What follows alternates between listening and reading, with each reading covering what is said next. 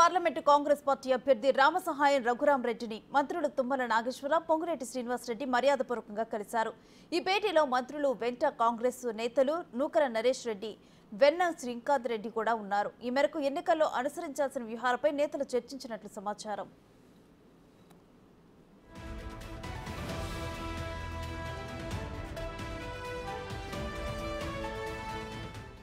రఘురాం రెడ్డి ఇద్దరు కుమారుల్లో పెద్ద కుమారుడు వినాయక్ రెడ్డి హీరో వెంకటేష్ పెద్ద కుమార్తె అశ్రితను, చిన్న కుమారుడు అర్జున్ రెడ్డి పొంగులేటి కుమార్తె సప్ని రెడ్డిని వివాహం చేసుకున్నారు.